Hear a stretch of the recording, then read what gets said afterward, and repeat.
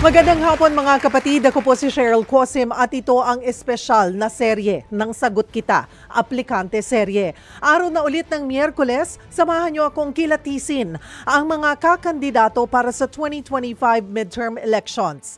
Ano ang kanilang mga plataporma, advokasya, paano nila bibigyang solusyon ang mga mabibigat na problema sa bansa.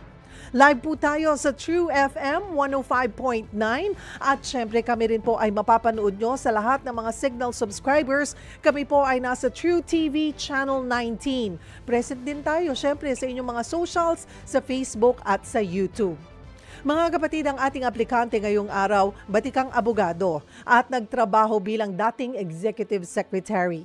Siya ay si Attorney Vic Rodriguez. Makisali po sa isang oras na job interview dito lang sa Sagot Kita, Aplikante Serye.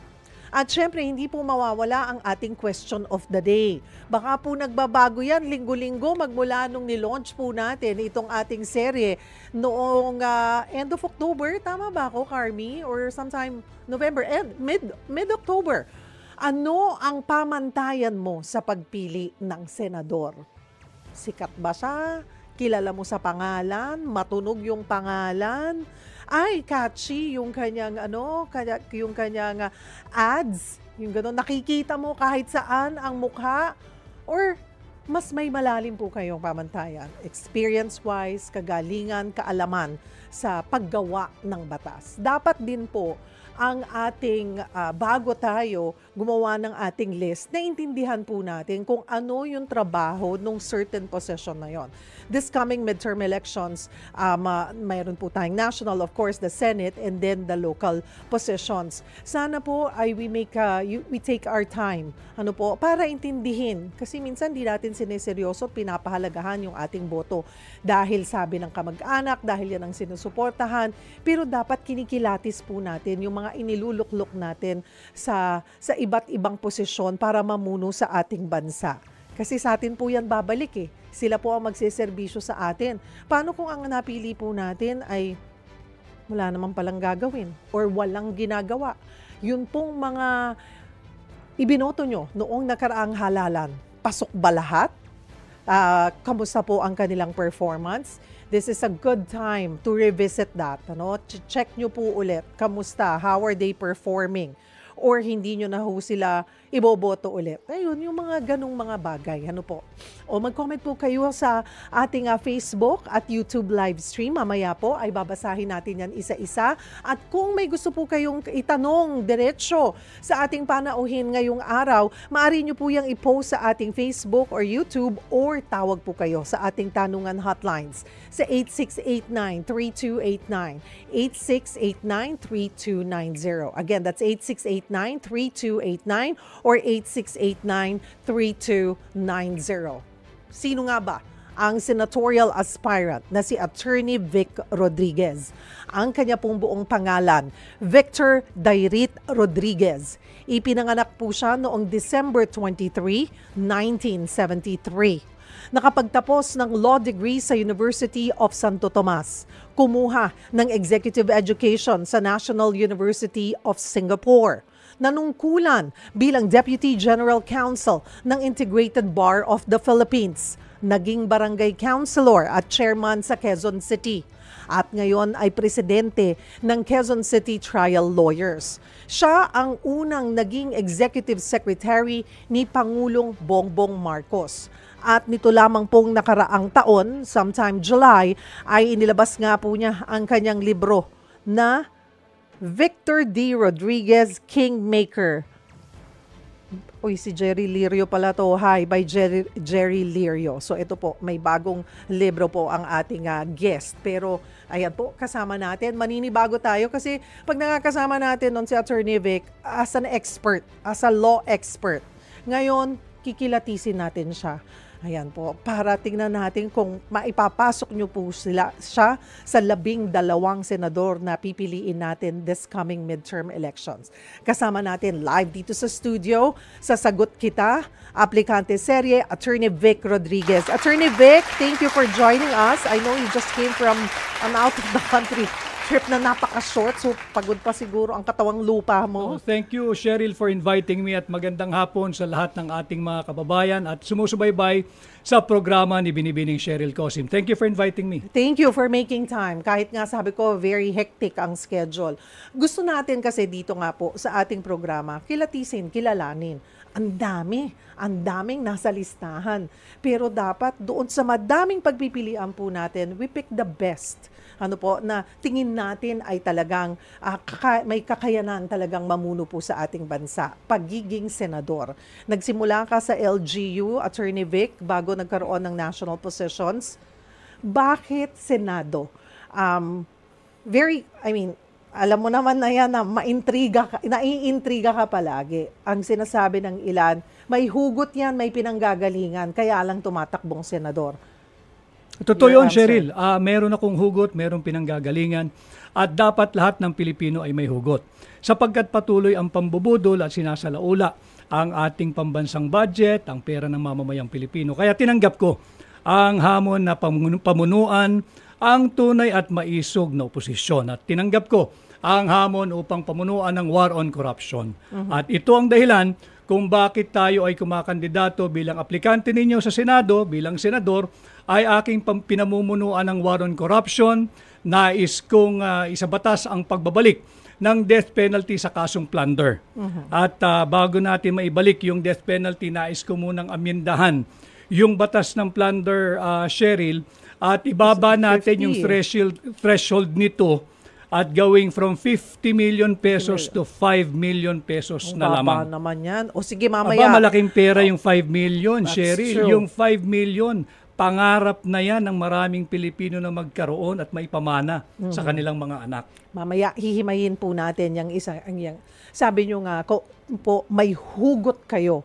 Hugot na ang sinasabi nila ay dahil nawala ka sa kasalukuyang administrasyon. Pero doon sa... Let me just correct that. Ang hugot ko dahil tuloy-tuloy ang pangbubudol ng Marcos administration. Ang hugot ko dahil patuloy na linulustay yung kaban nating mga Pilipino, not for anything personal. Nothing personal. Yes. But with your family. Nung nagde-desisyon ka, saan ba pumasok? Kailan? Nagsimula yung parang, consider mong tumakbo ng national post to consider that. Ano ang kwento behind that? Nung nagsimula siguro ito mga March or April, nung unang nabanggit ni Pangulong Duterte na why don't you run for senator this coming next year election. Ang tugon ko kay Pangulong Duterte, kaya ako, Mr. President, tutulong na lang ako. Mas komportable akong behind the scene. Mas komportable ako, bigyan mo lang ako ng isang sulok. Pag-isipin mo ko ng 24 hours a day, I'm all right. I'm going to give my all. I will help you. I will support you. Or whoever will be the task to lead yung tunay at maisog na oposisyon. At nag-progress yung aming usapan. And I only decided to run, to accept the challenge na pamunuan ng tunay at maisog na oposisyon no October 5, nung 3 days before the filing and the last day of the filing. Kaya kung mapapansin ho ninyo, talagang wala tayong billboard. At hindi rin naman ako nagugulat yung kulang pa sa awareness because I only decided last October 5, kinausap ko rin ang aking may bahay, yung mga anak ko, yung tatlo. I was gonna ask, ano yung kanilang reaction? Yung asawa ko ay talagang ayaw nun sa limelight Ayaw nun sa politika. Pero nakita niya nung aming linunsad yung libro, yung Kingmaker the hard copy, sa iba't ibang lugar dito sa Pilipinas at sa ibang bansa, yung init nung tanggap nung ating mga kababayan. At the same time, lahat nagrereklamo na naaawa na sa nangyayari sa ating bansa at hindi na matanggap yung malawakang korupsyon. Nakikita, nararamdaman naman lahat yan. Kanya nga may malaking pagkilos ng isang araw sapagkat hindi na natin pwedeng palagpasin ito. Puntahan natin ang iyong mga plataforma, Attorney Vic. Ang sabi mo nga, tatakbo ka kasi hindi mo na kayang sikmurain yung umano'y korupsyon sa pamahalaan. Anong klaseng korupsyon? Ano yung nakita mong korupsyon? Simulan natin sa budget. Yung unprogrammed appropriation. Ngayon 2025, pinirmahan yung unconstitutional budget for 2025. Siniro ang PhilHealth. And then linagak yan lahat doon sa unprogrammed appropriation at pork barrel at ayuda na pinangungunahan ng mga mambabatas. That is corruption, Cheryl. At hindi naman kinakailangan sa pagmumudmud ng tunay na ayuda. Iba yung ayuda na pinamumudmud ng mga mambabatas, iba yung 4-piece. Dapat kailangan alam din ho natin ito. Dalawang klase po yan, yung conditional cash transfer, yung merong conditionalities, kagaya ng kinakailangan panatilihin mo sa eskwela yung mga anak, yung mga nanay dapat nagkakaroon ng periodic check, yung mga bata dapat pinapabakunahan. Yung ayuda na pinangungunahan ng mga mambabatas, unconditional cash transfer yan. Walang buting idinudulot yan. At pag pinamimigay, kinakailangan nandun yung mambabatas. Kinakailangan nandun yung kanilang mga tarpaulin posters. That is corruption. Kahit ano pang paliwanag yan. Corruption yan. AIX, AKAP, pati na nga raw yung tupad. Sabi ni Mayor Benji Magala, yung 777. 7 million, 7 million, 7 million per congressman or congresswoman nasasama sa kanilang pinuno kung saan man siyang pupunta para magmudmud ng AIX at ayuda at AKAP. At pinaalalahanan po yan mga kapatid, dahil napapag-usapan na namin ni Attorney Vic ng COMELEC. Ano po? Although kasi ang hirap ngayon, hindi pa talaga campaign period. Ano po? So, pwede pa. Pero, ang aming pong paalala, yan pong nakukuha yung tulong na ayuda mula po sa AIX or AKAP man or tupad, yan po ay pera natin. Tama. Pera po yan ng taong bayan. Hindi po yan pera ng nakaharap o humaharap sa inyong politiko. Maaring sila po ay naging means kasi nga sila yung nasa posisyon. Ano po? Sabi nga ni Attorney Laudianco ng COMELEC ay maaaring may recommendation mula dito sa mga nakaposisyon. But then again, this is just a recommendation. The reason why dapat na makatanggap kayo niyan ay because you are qualified at hindi ka dapat malakas. Kung malakas ka lang, hindi na po matino yung hinihinga. Maliban sa hindi ka matino dahil malakas ka, humihingi ka na alam mong you're not qualified, pati yung nakaposisyon dyan, hindi po yan matino. Again, yan po ay pera ng taong bayan. Hindi po yan pera ng kahit sino mang politiko, kahit ni Pangulo, hindi po niya yan pera. Yan po ay ating mga buwis. Taxes po natin yan. We just want to clarify that also. Kasi akala nila, ang bait-bait ni ganito. Ay, thank you po kay ganito. Ay, hindi sila dapat tumanaw ng utang na loob. Po ako, hindi utang dapat. Na loob ko po ito habang buhay. Hindi po, mga kapatid, deserve nyo yan. Sa inyo po talaga dapat yan. Sa atin po yan. Pera po natin yan na dapat na pinangangalagaan. So, yun po yung sinasabi nyo. The other corruption, any other issues na nakikita nyo po? Tingnan din natin yung kinuhang 60 billion pesos ng PhilHealth at yung 25 billion pesos ng DBP at 50 billion ng Land Bank. At ito'y nagbunsod ng isang pahayag mula sa International Monetary Fund na sinasabihan ng IMF, ang DBP at Land Bank, you have to find a way to restore your capital bago kayo magkaproblema. Kasi nga, linagay yung 25 billion ng DBP at 50 billion ng Land Bank doon sa non-performing Maharlika Investment Fund na hindi naman dapat.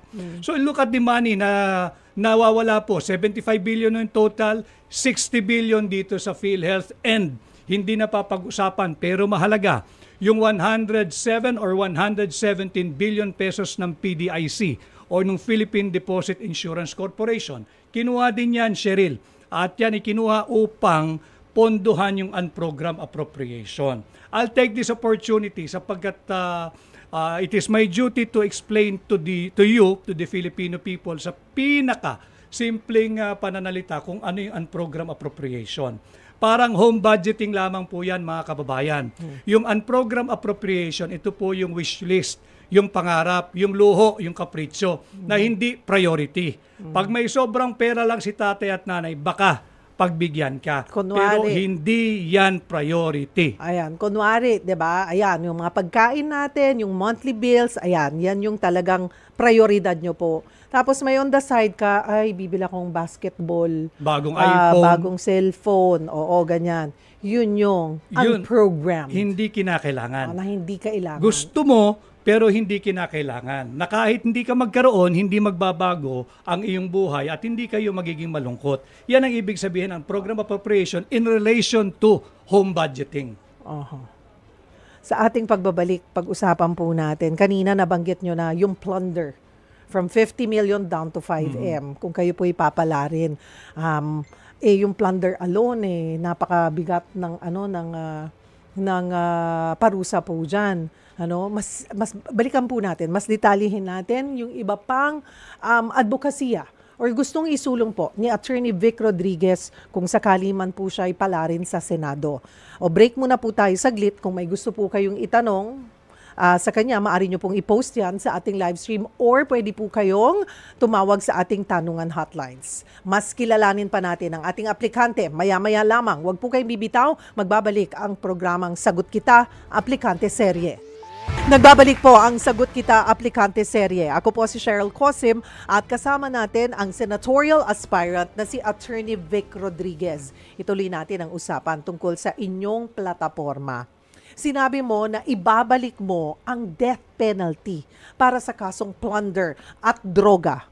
Okay, bakit specifically ito para sa mga kasong ito, plunder and illegal drugs? Sapagkat ako naniniwala, Cheryl, na ang ating bansa at kaya maraming mahirap, the alpha and the omega of the many ills of our country is the budget.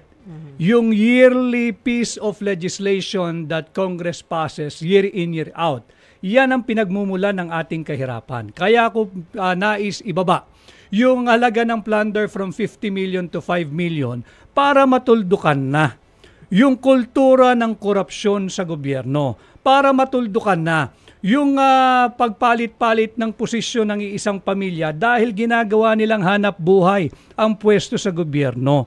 At ako'y naniniwala na kinakailangan na nating simulan yung war on corruption at alam ko kung paano gawin ito. By amending first the plunder law, reducing the threshold from 50 million to 5 million, many are reaching out at sinasabi, baka pwede 1 million na lang. And I also agree with them dahil ang pagnanakaw ay pagnanakaw regardless of the amount. At pag naibalik ko na yan bilang senador ninyo, aking ipapanukalang ibalik ang death penalty bilang kaparusahan sa sino mang mapapatunayang guilty sa kasong plunder. And of course, yung droga. Yung droga, specifically, doon sa mga taong gobyernong magiging sangkot dito sa pagpapalaganap, manufacturing, at yung importation, at yung mga banyaga na magpapasok, magpoprotekta, magpapalaganap ng illegal na droga sa ating bansa. Yang dalawang bagay na yan. At wala makakapagsabing anti-poor itong pagbabalik ng death penalty sa kasong plunder at droga dahil walang mahirap na nagnanakaw sa gobyerno at wala ring mahirap na nagiging source ng funding ng illegal na droga. Puntahan natin ang iba pang issue pambansa. Dahil tinitingnan ko yung oras natin. We have 19 minutes left and we have so much to talk about. Okay. VP Sara Duterte, yung kanyang presidency, kinukonsidera na ni VP Sara ang pagtakbo bilang presidente sa 2028. Dapat naman yun, sapagkat higit na malaking boto ang ibinigay sa kanya ng mamamayang Pilipino, 32 million, higit na malaking boto kaysa sa Pangulo. So isang kumbaga sa boxing siya yung mandatory challenger pagdating ng 2028. But it's all up to Vice President Inday Sara Duterte kung talagang gusto niyang tahakin yung landas sa magiging Pangulo. But kung siya'y tutuloy, marapat lang sapagkat higit na malaki ang kanyang boto nung huling halalan. 32 million Filipinos ang bumoto ng malaya, konstitusyonal at legal kay Vice President Inday Sara Duterte. Ngayon ay nahaharap siya sa impeachment. Although, ayun na, kaya nagkaroon ng peace rally na wag ituloy, nagsabi rin ang Pangulo na wag nyo nang ituloy yan, wag na nating pagtuunan pa ng panahon dahil mas maraming trabahong kailangang unahin. Naniniwala ka ba na yung mga panawagan na i-impeach si VP Sara ay para pigilan siyang tumakbo sa 2028? Yes, yan panay politika at yan ay political persecution. Ang dapat unahin natin kesa itong mga impeachment na ito yung problema ng inflation, yung problema ng corruption, yung problema ng kawalan ng trabaho, yung kawalan ng underemployment, yung problema ng patuloy na pagtaas ng mga pangunahing bilihin. Yan ang dapat tutukan, yung tumatago sa sikmura ng ordinaryong Pilipino, hindi panay politika. So sang-ayon ka sa panawagan ng Pangulo ni PBBM on that? sang-ayon ako sa panawagan ng hakbang ng maisog. Sang-ayon ako doon sa panawagan ng mga kapatid natin sa Iglesia ni Cristo na tigilan itong impeachment na ito. Tigilan na itong political persecution na ginagawa nila hindi lamang kay Vice President Inday Sara Duterte, kung hindi pati kay Pangulong Duterte at lahat ng nagpapahayag ng honest dissent. Gaano kahalaga yung show of force, Attorney Vic, ng INC nitong nakalipas na rally? Pagpapatunay na pag nagkaisa isang Pilipino, regardless of religious denomination, yan ang tunay na soberanya. At yan ay pagkilala doon sa ating karapatan na maging bahagi sa lahat ng antas ng any political, economic, or social decision-making that this government and any administration for that matter will be making. Nakatakda ng ilabas ng NBI yung kanilang findings sa investigasyon sa umano'y death threats ni VP Duterte kay PBBM bilang abogado. Ano ang tingin nyo ho rito? I have yet to see. We have to wait. Kung ano yung magiging desisyon ng Department of Justice or NBI diyan sa kanilang ginagawang investigation. Anyone will be making a comment is premature. Let's wait for the release of the findings by the National Bureau of Investigation. Kanina na pag-usapan na natin yung sa PhilHealth and then also itong mga AKAP program. Okay, wala ng confidential funds ang ilang ahensya kabilang ang OVP. Noong ikaw ay dating executive secretary at ngayon naintindihan nyo na saan ba napupunta or ano ba yung confidential funds, what's your take on confidential funds sa iba't ibang ahensya? Walang pondo ang OVP. Nung time na nandoon pa ako at nung 2022. Because sumulat ang Office of the Vice President sa Office of the President. Maaari ba ako magkaroon ng confidential fund? Sumagot ang Office of the President, maaari, bibigyan kita. O bakit si Inday Sara lang iniimbestigahan? Wala siyang confidential fund. Nagtanong siya, pwede ba rin ako magkaroon ng confidential fund? Sumagot ang tanggapan ng Pangulo, pwede. Bibigyan kita galing sa sarili kong pondo. Pero ang lumalabas sa kwento, putol OVP lang si Vice President Inday Sara lang Saan siya kumuha ng confidential fund? Yun dapat muna kinikwento natin ng buo. At ngayon naman, yung sinasabing marami ng ahensya ang walang confidential fund, okay naman yun. Basta dapat across the board.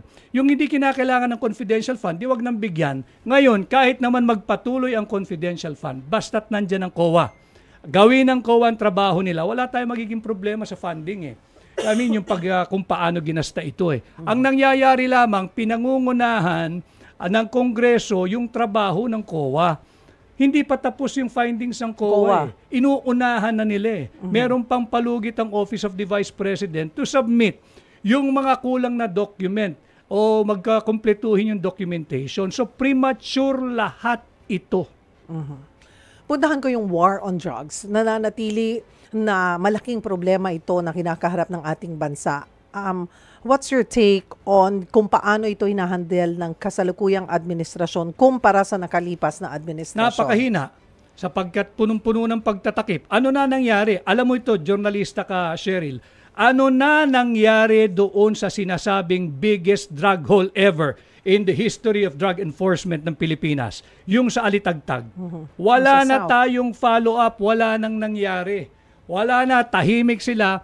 Ultimo yung nahuli, hindi pwedeng pangalanan, hindi pwedeng interviewin. Bakit yung mga cited in contempt nakukulong? Pinapangalanan, hinihiya. Bakit yung nahuli sa biggest drug haul ever sa kasaysayan ng Pilipinas, tahimik ang gobyerno? Mahina ang kanilang approach dito sa war on drugs. West Philippine Sea.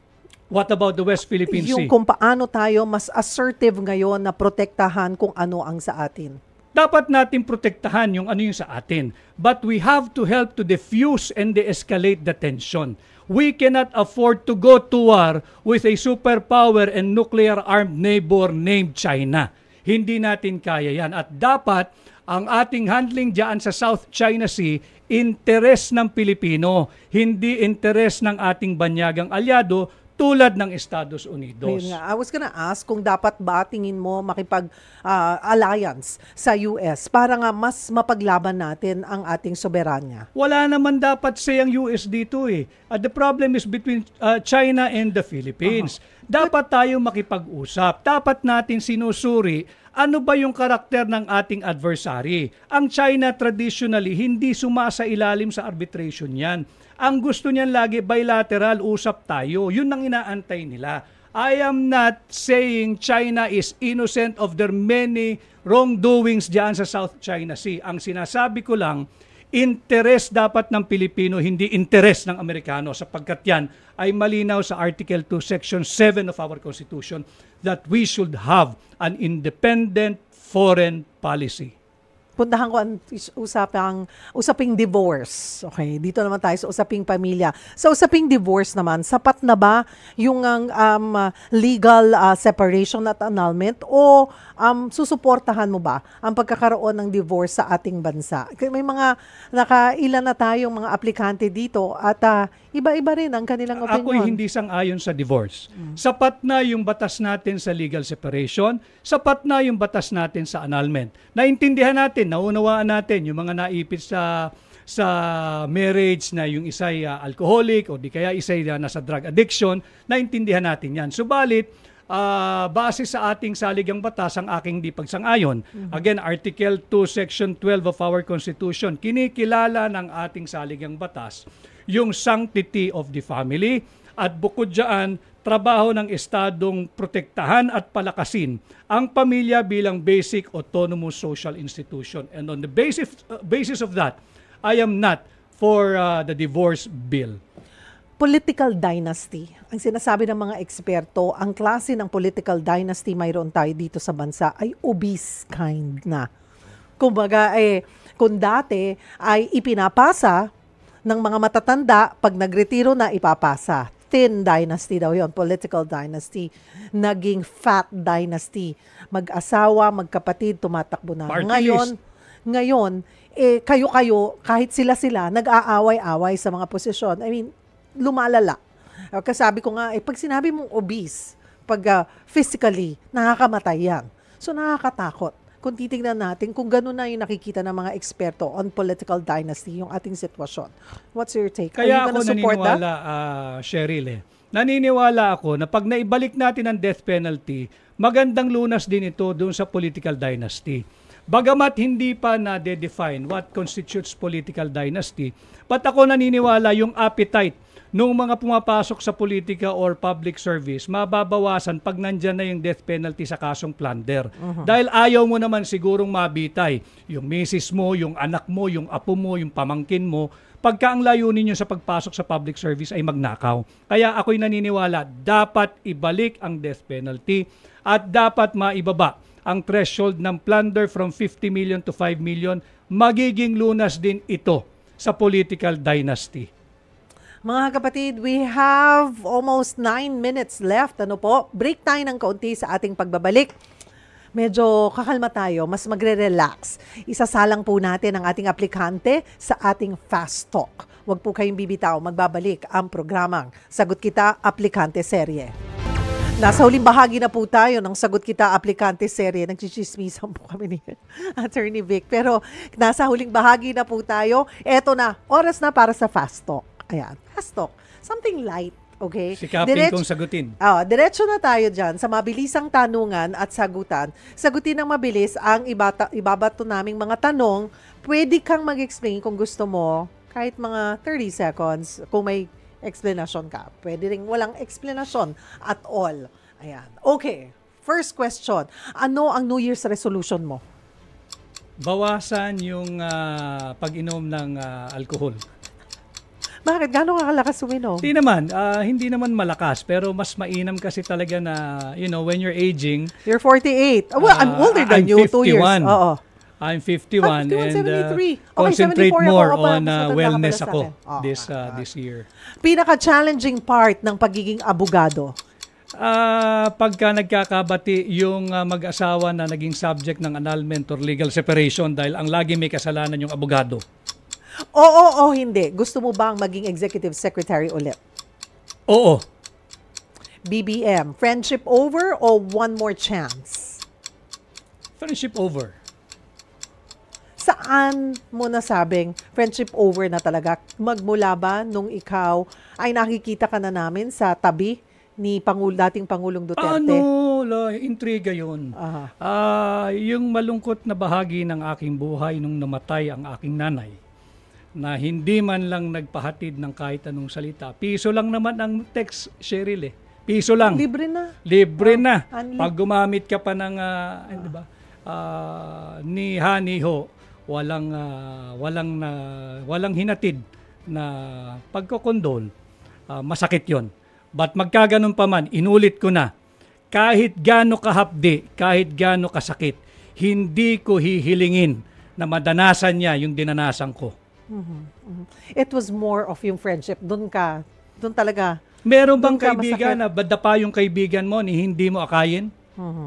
May ganong klaseng kaibigan ba? Samantalang nung yung walang gustong sumama sa'yo, ako kasama mo. Mas mahalagang katangian ng tao, loyal o honest? Honest. Biggest regret sa buhay? Wala naman. So far, wala naman. Sana wala. 20 pesos per kilo na bigas, posible pa ba? Yun ay pambubudol na lang yan. Hindi aabot ng 20. Hindi aabot, hindi mapababa. Alam Pero mo ba? kasama ka dun. Alam mo Sa ba? simula. Sa simula, tama. Paano mo ngayon papababain ng 20 So, pesos ang meron bigas? talaga kayong formula noon. Meron talagang magandang motivation na maipababa ang kilo ng bigas. Pakainin yung mahihirap nating kababayan ng maayos na bigas. Hindi yung sulit Durog. rice. Ang sulit rice, Cheryl, dagdag ko lang 100% durog. 36 pesos pinagyayabang nilang mura. Yun, pag linuto mo yun, lugaw yun. Araw-araw kang pakainin ng lugaw, hindi ka naman siguro mag-i-enjoy. Sakaling palaring ka sa Senado, ano ang unang bill na isusulong mo? Isusulong ko na amyendahan ang plunder law, ibababa ko from 50 million to 5 million, isusunod ko yung pagbabalik ng death penalty. Sinong politiko ang pinakahinahangaan mo? Sinong politiko for his longevity at brilliance? Si Juan Ponce Enrile. Kung hindi ka politician o abogado, ano ka ngayon? Negosyante. Negosyante. Alright. Mayroon po tayong less than 2 minutes, mga kapatid. Ang ating final question, Attorney Vic Rodriguez, bakit ka dapat tanggapin sa Senado? Sapagkat alam ko ang trabaho ng pagiging senador. Kaya po ako isang formal at opisyal na aplikante ninyo sa Senado. Nais kong isulong ang ating war on corruption sa Senado bilang tunay at maisog na oposisyon. Ating babantayan ang budget simula pa lamang sa paglilimbag nito at habang sa ito'y binubuo na, hanggang sa ito'y mapirmahan na, hanggang sa ito'y gamitin ng mga ahensya. At aking pamumunuan ng war on corruption, alam ko kung paano gawin ito. Aking papanukala na amyendahan ng plunder law, ibababa natin from 50 million to 5 million pesos ang threshold at matapos yan, aking isusulong na maibalik ang death penalty sa kasong plunder at droga. Marami pong salamat for taking the time. Thank you for joining us this afternoon, Senatorial Aspirant Attorney Vic Rodriguez. At dito po nagtatapos ang isang oras na tanungan at sagutan. Maraming salamat sa pagsubaybay nyo dito sa Sagot Kita Aplikante Serye. Samahan nyo po kami ulit sa susunod na Miyerkules para kilatisin ang isa pang aplikante. Huwag kalimutan, maging bahagi ng eleksyon at bumoto ng tama. Ako po ang inyong lingkod, Cheryl Cosim. Sagot Kita.